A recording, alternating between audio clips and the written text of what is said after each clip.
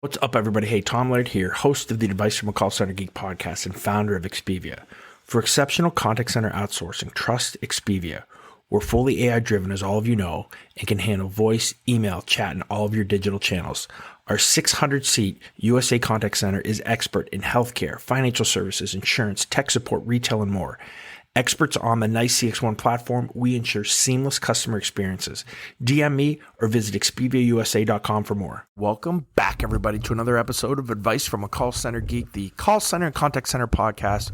We try to give you some actionable items to take back in your contact center, improve the overall quality, improve your agent experience, hopefully improve your customer experience as well. My name is Tom Laird. I'm the CEO here at Expivia Interaction Marketing. Expivia is a 650-seat call center outsourcing organization located here in the States in northwestern Pennsylvania. How's everybody doing? I have a lot to talk about today, and I got some exciting news for those of you who are really into the podcast and into the content that we're putting out.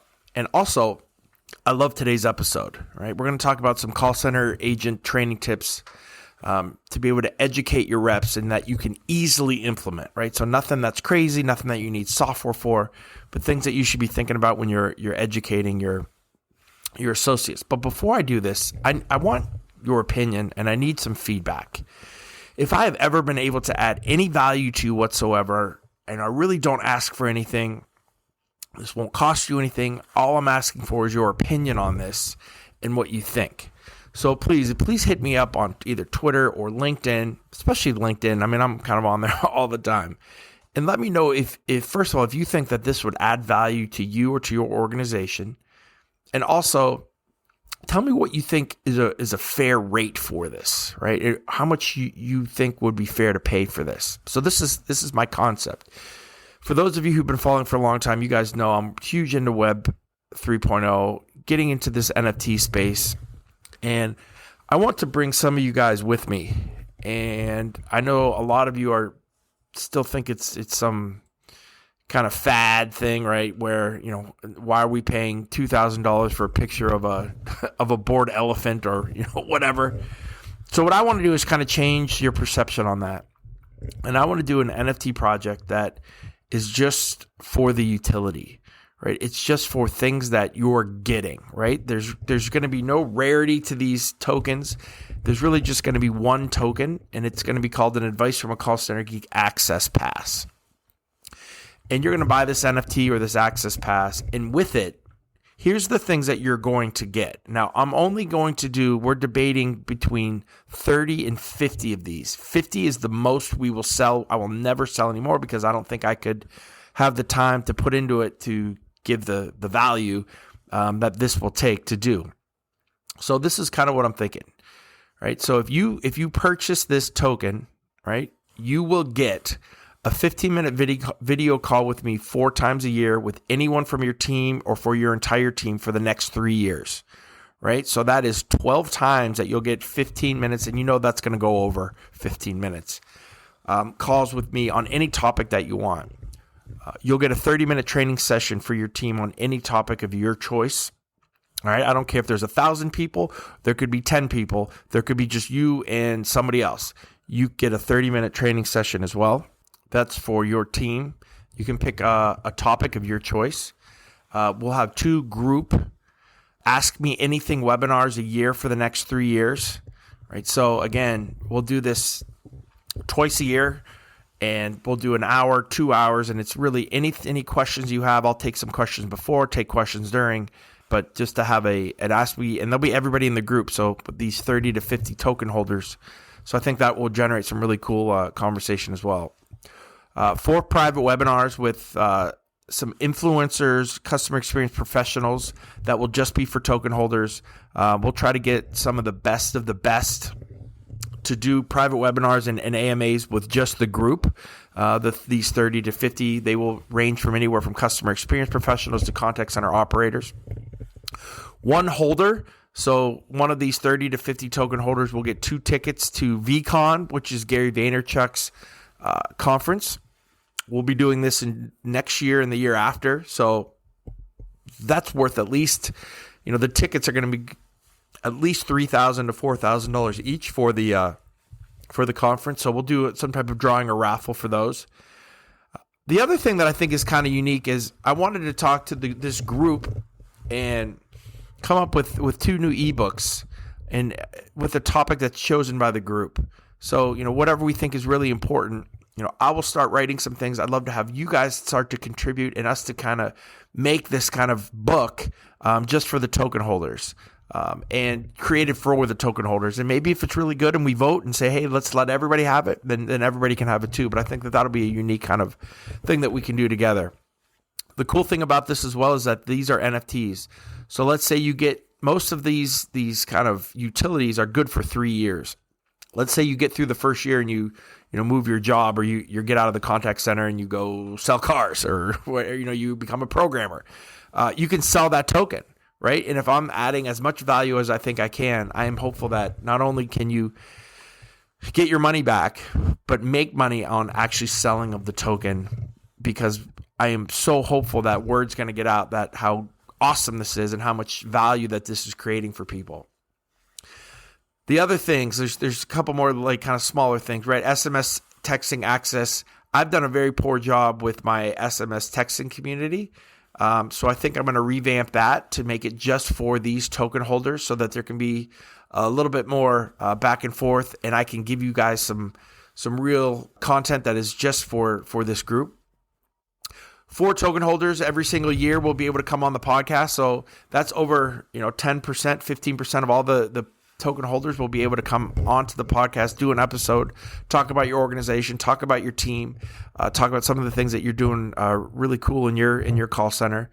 You'll get free merchandise, right? So everybody will get a t-shirt and a hoodie, and then we'll give up to 5 copies of the book as well. So I think that's a lot of value, right?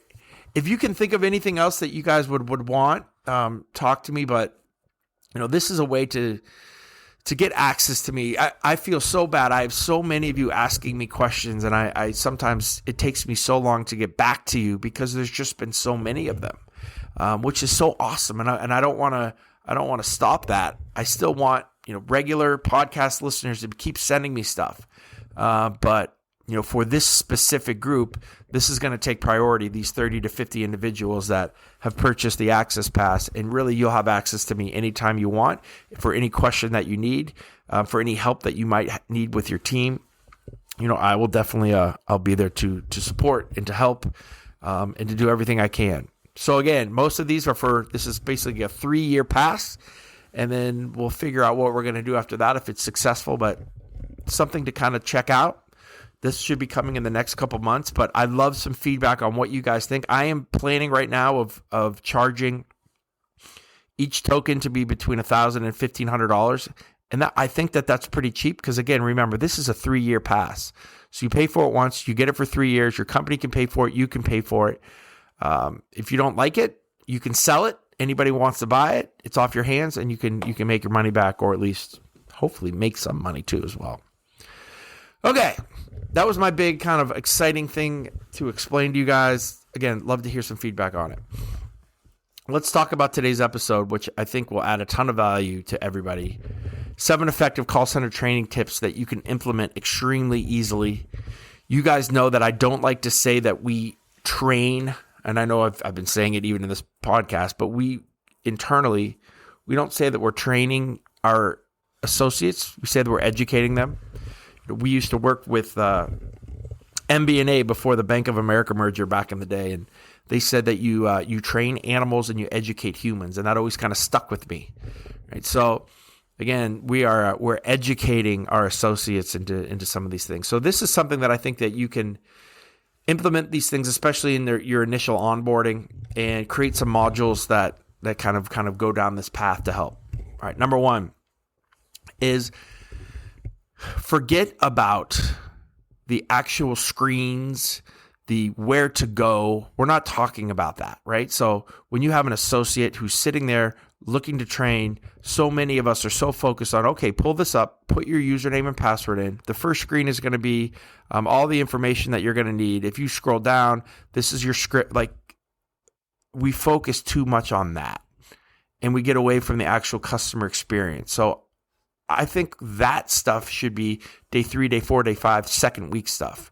the first week should be all the things that we're kind of talking about here in the next, 10, 15 minutes. So number one is focus on major contact center skills.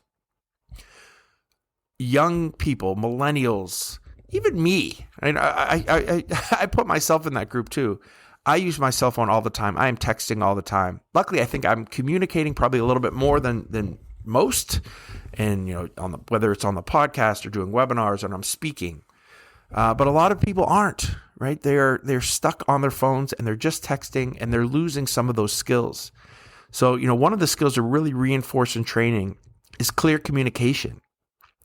Teach them how to express themselves clearly without, any ambiguity, while making sure that they can just interact with customers on a human level, right? That they don't sound like robots, that they're not using slang, that they're not using any unnecessary technical language. Slang is a huge thing, right? We have making sure that, you're not talking to like your friend that lives next door or you're out at the club or at the bar with, right? But you're talking to a customer. Now, granted, every single company has a little bit different culture when it comes to that. So maybe for your culture, some slang is okay. But for the most part, that slang needs to be kind of approved by you, not just something like your reps are talking about. Right. The other thing that we don't do is we do fake empathy. And we're not saying we, meaning me here, but the industry as a whole, we do fake empathy, right? But we need to make sure that we're actually putting ourselves into the shoes of the customer. Right, making sure that we actually really do understand kind of some of the pain that they're hearing, and that's really hard when you're taking call after call after call after call, right? And you become immune to a lot of that stuff. So that becomes a skill that really needs to be taught. And also the other thing that we really want to do, and when you're thinking your training of your education and your training manuals, right, is how to resolve complaints on the first call, making sure that we're not just using our education to show what screens and where to go to fix things, but to really drill down on like those top 10 or 15 issues that constantly these associates are going to hear, and how do they resolve them? And are you giving them the tools to resolve them on that first call?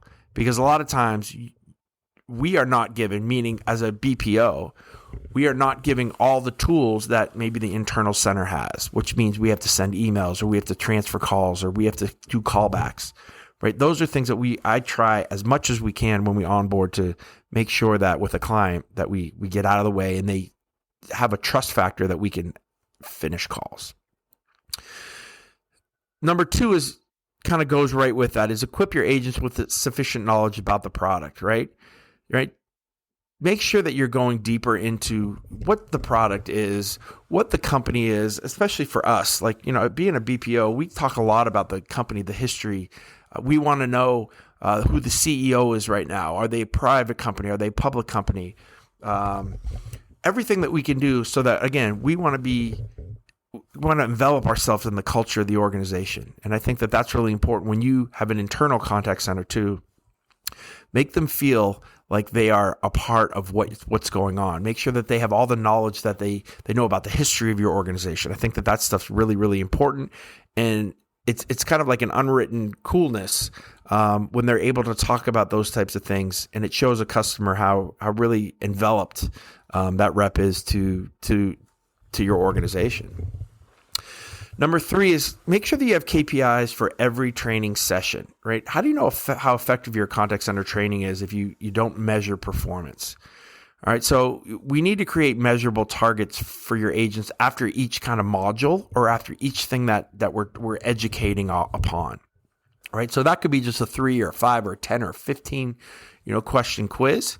Make sure that we're kind of benchmarking it. Make sure that as we're going through our education, that everybody's with us. And this is one way that we can be like, hey, Janie or Susie or Jimmy here, he needs to go and maybe get a little bit of extra help because it's just taking him a little bit longer to kind of grasp some of the concepts that we're doing. Number 4, make the training sessions practical, make them easy to implement, right? So many of this can be having our educators, our trainers understand the concepts of what's going on and just assuming that our reps do too. Let me give you an example. I coach high school basketball. And by the way, we're right now the number one team in the state in Pennsylvania in 4A. Pretty fired up about that. But I also coach first and second grade basketball with my son at this little Y League that we have. And, I take things for granted in first and second grade, such as when we're getting a rebound at practice. I said, guys, go get a rebound. The little kids looked at me and said, what's a rebound?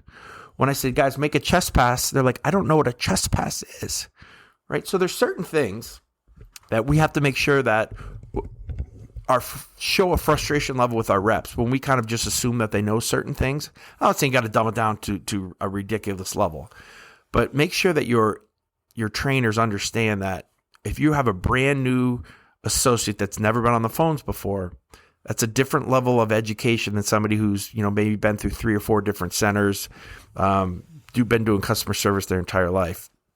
Especially when it comes to KPIs.